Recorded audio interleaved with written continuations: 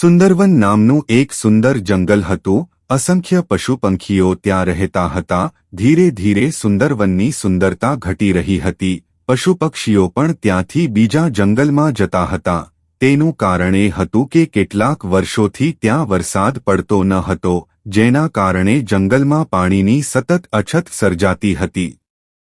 વૃક્ષો અને છોડની હરિયાળી અદૃશ્ય થઈ રહી હતી અને પશુપક્ષીઓને પણ ત્યાં રહેવાનું મન થતું ન હતું. દરેક જણ જંગલ છોડીને બીજા જંગલમાં જઈ રહ્યા હતા. જ્યારે એક ગીધે જંગલ તરફ આવતા ઘેરા ગાઢ વાદળો જોયા.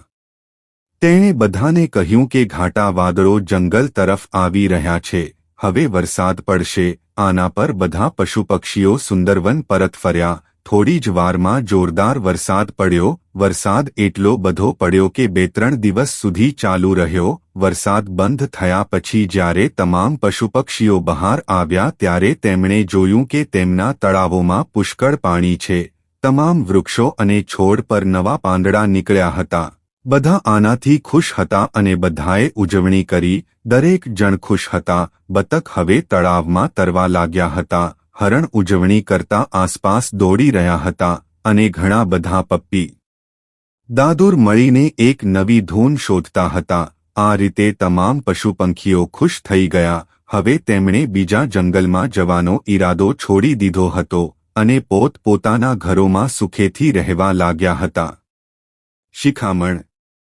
મિત્રો, આ નાનકડી બાળવાર્તા પરથી આપણને માર્ગદર્શન મળે છે કે જીવનમાં આવા નાના મોટા સુખ અને દુઃખ તો આવ્યા જ કરશે. એનાથી આપણે ક્યારે અકળાઈ જવું જોઈએ નહીં અને આવેલા સુખ દુઃખને ભગવાનના મંગલ વિધાન સમજીને તેનો સ્વીકાર કરવો જોઈએ. આપણે બધા પ્રભુના અવિનાશી અંશ છીએ. ભગવાન ક્યારે આપણું અમંગલ કરતા નથી. ભગવાન તો સ્વયં મંગલ ભવન અમંગલહારી છે. મિત્રો, ધીરજના ફળ મીઠા હોય છે. આશા રાખું છું કે આપ સૌને આ નાનકડી બાળવાર્તા પસંદ આવી હશે. ધન્યવાદ.